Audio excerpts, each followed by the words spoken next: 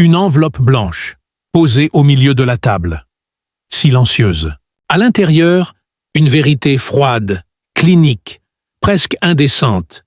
Les enfants qu'il avait bercés, protégés, aimés comme sa propre chair, ne portaient pas son sang. Pendant des années, Jean Reno avait cultivé l'image d'un homme solide, d'un patriarche discret, d'un acteur dont la voix grave semblait capable de porter le monde entier. On l'avait vu affronter des tueurs à l'écran, survivre à des complots, défier la mort. Mais ce matin-là, il ne jouait plus aucun rôle. Il n'y avait ni caméra, ni projecteur. Seulement le battement irrégulier de son cœur et ce test ADN posé devant lui comme une condamnation. Il ne cria pas, il ne frappa rien. Il resta assis. Le silence dura des heures. On parle souvent de trahison comme d'un coup de poignard. Mais pour lui, ce fut plus lent, plus cruel. Une infiltration progressive. Un doute d'abord. Un détail. Un regard échangé qu'il n'aurait peut-être jamais dû remarquer. Puis un message lu par hasard. Une conversation écourtée. Des absences qui ne s'expliquaient plus. Et enfin, la décision. Vérifier. Savoir.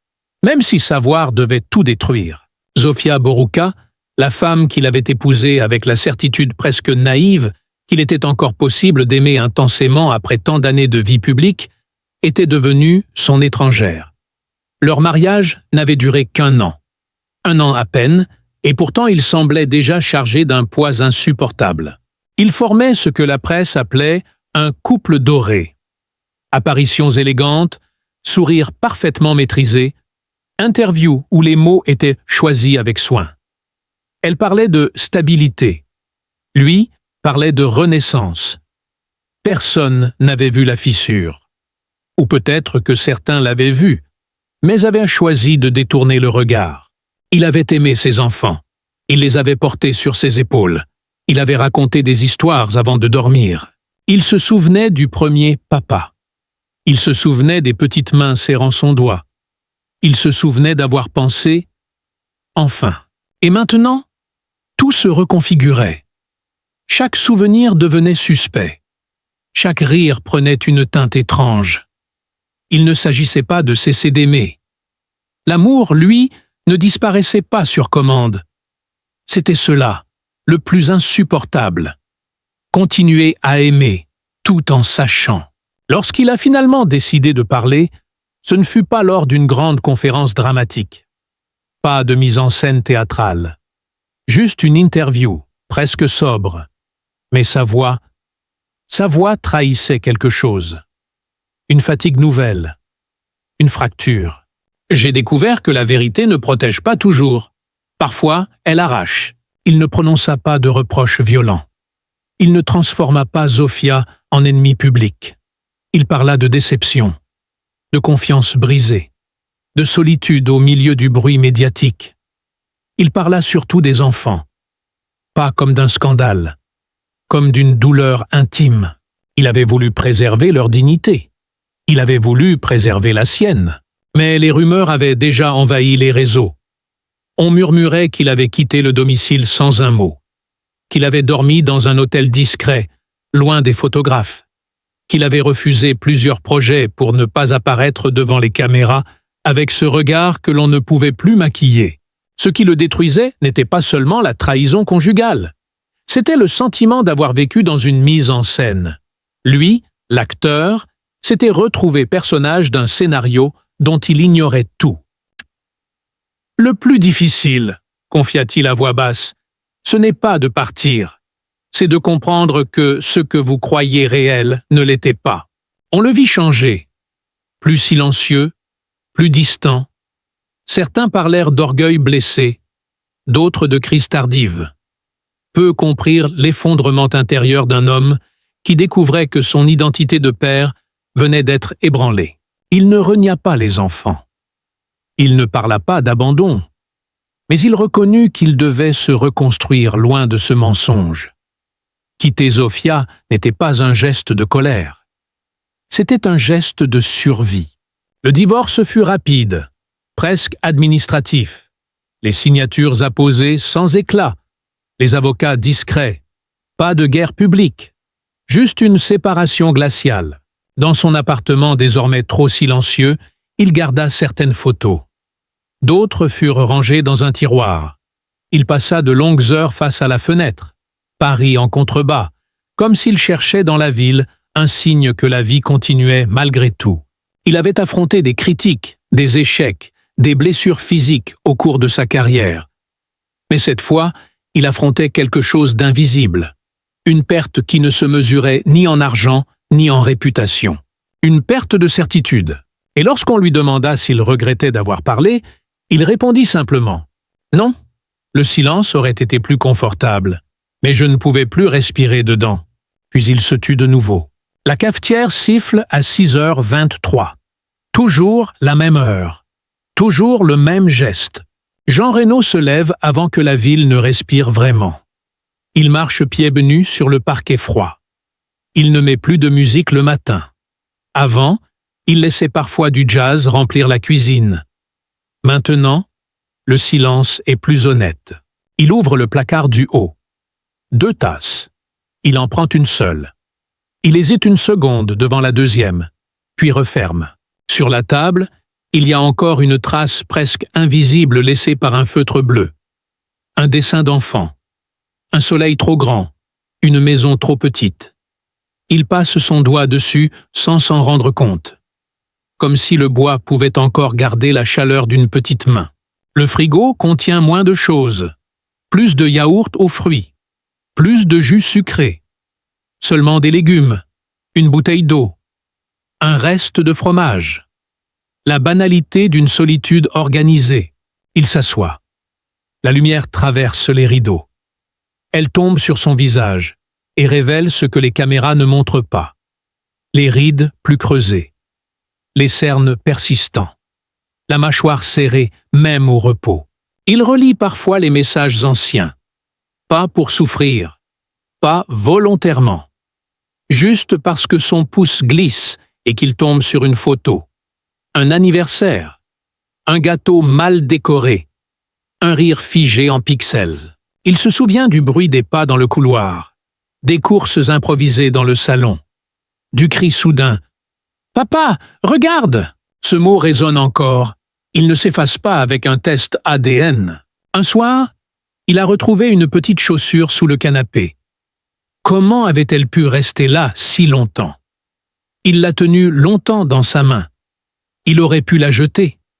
Il ne l'a pas fait. Elle est maintenant posée sur une étagère, derrière des livres, invisible pour les visiteurs. Il continue de répondre aux appels professionnels. Sa voix reste grave, stable. On lui propose des rôles d'hommes forts, d'hommes autoritaires, de pères protecteurs. Il écoute. Il remercie. Il raccroche. Parfois, il répète des répliques seul, dans le salon.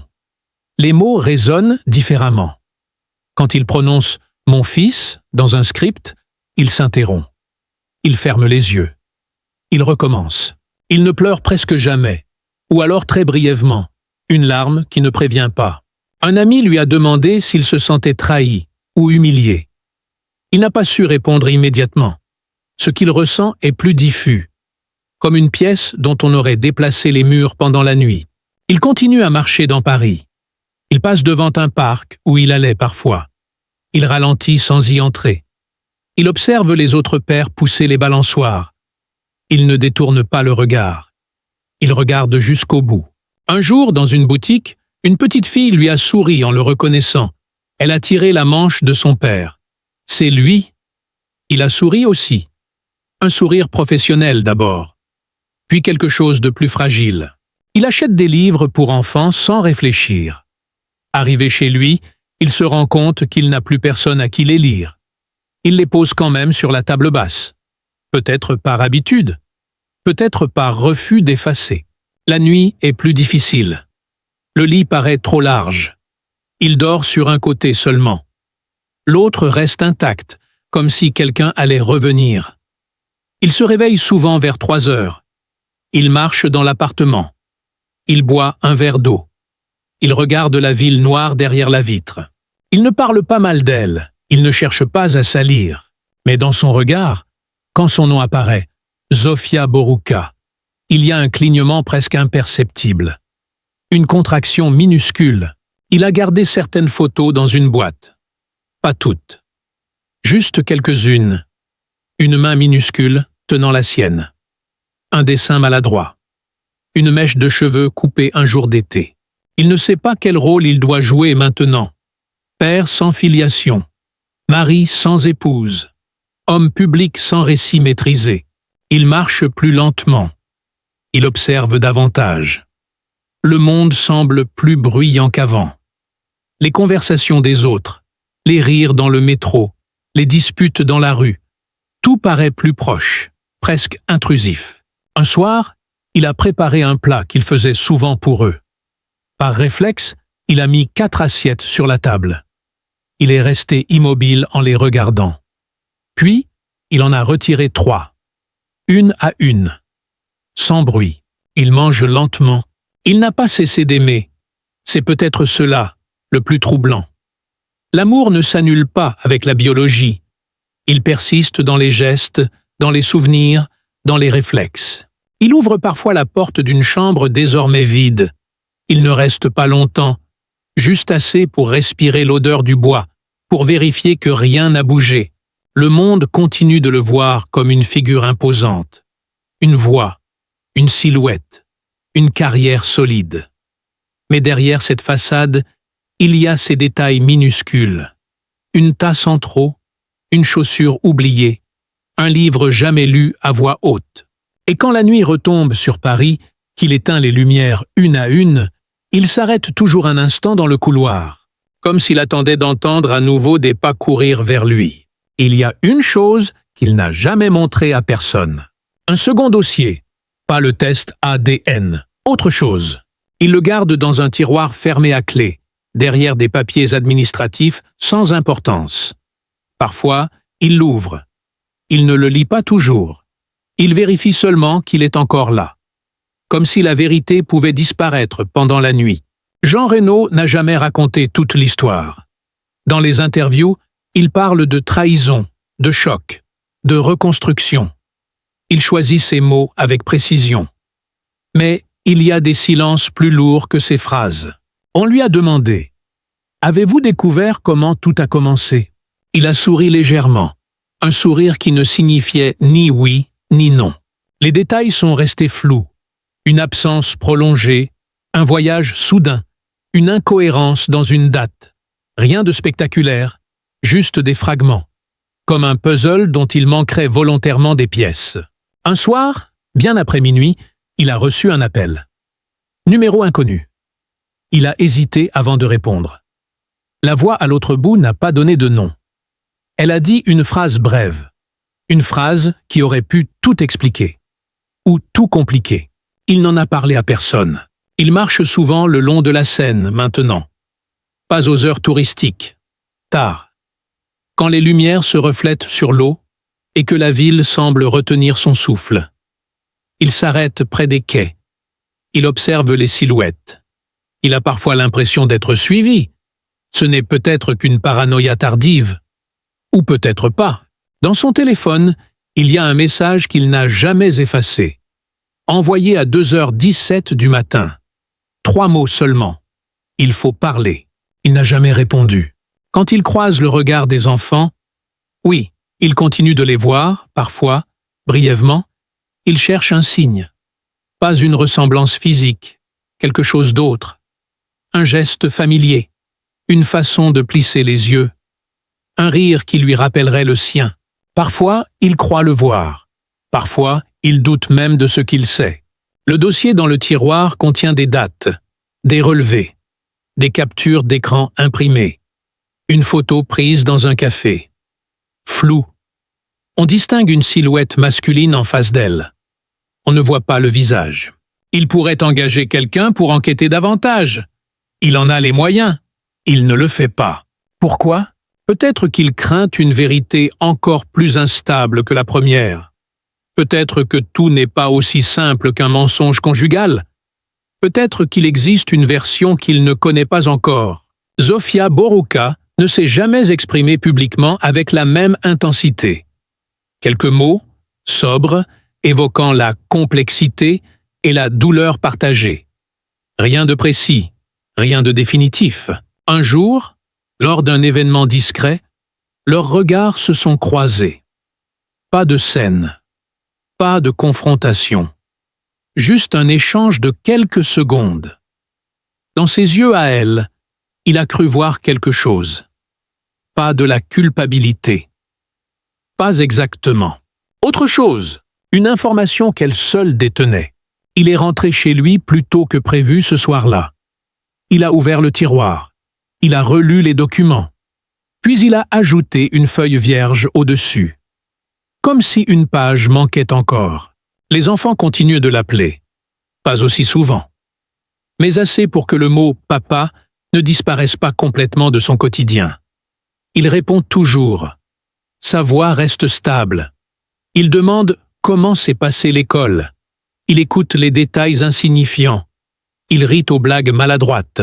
Il ne pose jamais de questions sur l'origine. Jamais directement. Mais parfois, après avoir raccroché, il reste immobile. Le téléphone encore contre son oreille, comme s'il attendait un écho. Un détail le hante. La date exacte de conception. Elle ne correspond pas parfaitement à ce qu'on lui avait raconté. Pas totalement. Il y a un léger décalage. 2 semaines. Peut-être 3. Ce n'est rien. Ou c'est tout. Il a consulté un médecin, discrètement. Pas pour un second test. Pour comprendre les marges d'erreur, les exceptions, les anomalies possibles. Les réponses n'ont pas été catégoriques. Depuis, le dossier n'est plus seulement une preuve. Il est devenu une question. Les médias ont déjà classé l'affaire. Divorce, tromperie, fin d'un couple. Une histoire de plus. Le public aime les certitudes simples. Mais dans son appartement silencieux, rien n'est simple. Il garde la petite chaussure sur l'étagère. Il garde les livres pour enfants. Il garde le dossier fermé à clé. Et certaines nuits, quand la ville dort profondément, il ouvre la fenêtre. L'air froid entre. Il ferme les yeux. Comme s'il attendait encore une révélation. Ou une contradiction. Il n'a jamais dit s'il croyait totalement au résultat. Il n'a jamais dit s'il voulait vraiment savoir davantage. Peut-être que le doute est devenu sa dernière protection. Peut-être que la vérité complète serait plus destructrice que le mensonge initial. Dans le couloir, l'ombre d'une porte entr'ouverte reste immobile. La lumière de la rue dessine une ligne fine sur le sol. Il reste là, debout, longtemps, comme si quelque chose ou quelqu'un allait enfin parler. La pluie commence sans prévenir. Pas une tempête. Juste une pluie fine, presque polie, qui glisse le long des vitres et efface les contours de la ville. Jean Renaud reste debout devant la fenêtre ouverte. L'air humide entre dans la pièce. Il ne ferme pas. Il laisse le froid s'installer. Comme s'il méritait cette sensation. Sur la table basse, le dossier est toujours là. Fermé. La clé posée à côté. Il pourrait l'ouvrir encore une fois. Vérifier les dates, les signatures, les chiffres implacables. Il ne le fait pas. Il observe simplement la pluie. Le téléphone vibre une fois. Il ne regarde pas tout de suite. Une seconde vibration, plus longue. Il baisse les yeux. Un prénom s'affiche. Il ne change pas d'expression. Son pouce effleure l'écran sans décider. Il imagine la voix au bout du fil, les mots possibles, une explication tardive, une révélation, un aveu, ou peut-être rien de tout cela. Peut-être juste une question ordinaire, banale, presque cruelle dans sa normalité. Il laisse sonner. Puis le silence revient. Dans le couloir, une porte grince légèrement sous le courant d'air. Il se tourne, instinctivement, comme s'il allait voir apparaître une silhouette. Il n'y a personne. Seulement la lumière jaune de la rue qui dessine une ombre irrégulière sur le mur. Il marche vers l'étagère. La petite chaussure est toujours là. Il la prend, la retourne entre ses doigts. Il la repose exactement au même endroit. Un jour, quelqu'un lui a demandé s'il regrettait d'avoir aimé si fort. Il n'a pas répondu. Peut-on regretter d'avoir cru? Sur le parquet, ses pas résonnent plus que d'habitude. L'appartement semble plus vaste, presque étranger. Il ouvre un tiroir, enferme un autre. Geste mécanique. Il ne cherche rien de précis. Dans la cuisine, la deuxième tasse est toujours rangée à sa place. Il la sort, il la pose à côté de la sienne. Il verse du café dans les deux, sans réfléchir. La vapeur monte, identique dans chaque tasse. Il s'assoit, il attend. La pluie redouble légèrement. Les voitures passent en contrebas, phares flous derrière les gouttes. La ville continue, indifférente. Son regard se perd sur un point invisible du mur. Peut-être revoit-il une scène précise. Peut-être en invente-t-il une nouvelle. Il n'est plus certain de distinguer les souvenirs des hypothèses. Le téléphone s'allume de nouveau. Un message cette fois. Cours. Il ne l'ouvre pas immédiatement. Il observe l'écran noir, redevenu muet. Il pense aux enfants, à leurs voix, à leurs questions innocentes, à la façon dont ils prononcent encore son nom. Il se demande ce qu'ils comprendront un jour, ce qu'on leur racontera, quelle version restera. Il se lève brusquement, comme si une décision venait d'être prise. Il marche vers le tiroir. Il prend la clé, il l'insère dans la serrure. Il tourne. Le clic est sec, définitif. Il ouvre le dossier. Les feuilles glissent légèrement. Il en prend une. Il la regarde longtemps. Son visage ne trahit rien. Pas de colère. Pas de soulagement. Puis il referme. Il ne déchire rien. Il ne range rien non plus. Il laisse le dossier ouvert sur la table. Comme une question posée au milieu de la pièce. La pluie ralentit. Le bruit devient presque imperceptible. Une sirène au loin traverse la nuit, puis disparaît. Il retourne près de la fenêtre. L'air est plus froid maintenant. Il ferme enfin les battants. Le reflet de son visage apparaît dans la vitre. Il se regarde quelques secondes, comme s'il cherchait un homme précis dans ce miroir sombre.